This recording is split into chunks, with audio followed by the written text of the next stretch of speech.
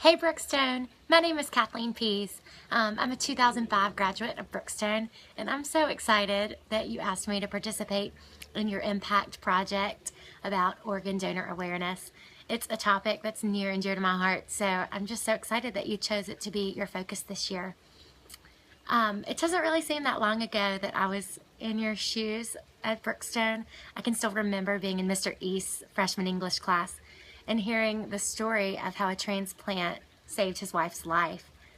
I remember being just blown away by that story, that doctors knew how to do that. That just seemed very cool and crazy to me.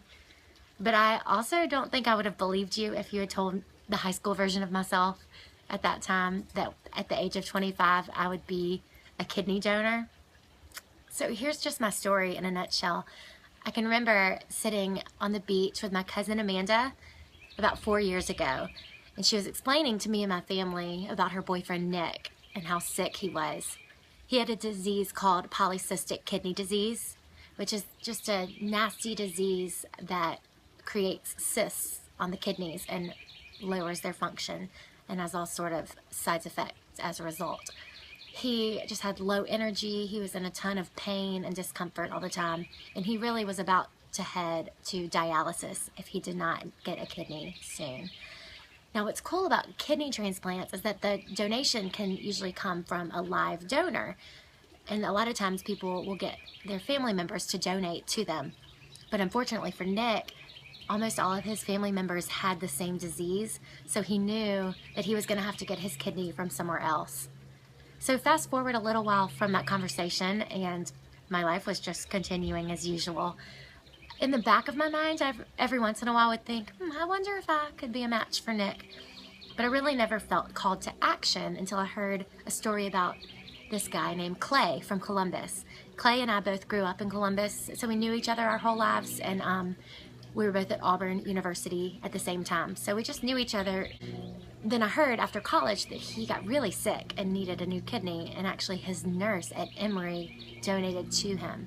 I just remember being so inspired by that story because this nurse did not know Clay up until the time he was in the hospital, and she chose to donate and save his life.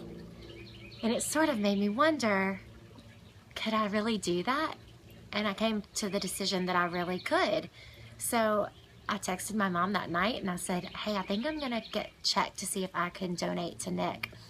She said, go for it. And really, from then on, I never looked back. I scheduled a series of doctor's appointments and evaluations, and eventually it was determined that I was a match for Nick. We scheduled the surgeries for June 2012, and I always just had a peace of mind that it was the right thing for me to do. So the surgeries came and they were successful. I woke up and heard that it went well, and then within a few hours, Nick had the kidney function of a normal person, which is just incredible. People a lot of times will ask me, oh, how did you do that? I could never do that. Or they'll say, Kathleen, what if years down the road your parent or sibling or child needs a kidney and you've already given yours away? And all I can really respond and say is that the situation was clear at the time. It was, Nick is really sick and needs a kidney. I was really healthy and I could give him a kidney, and I could give him a healthy life that he'd been missing out on for way too long.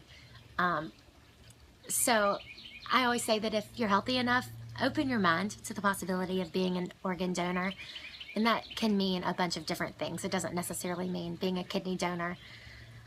I just know that whatever fear or pain that might have been a part of the kidney donation experience was totally overpowered, overshadowed by the positives that came from it.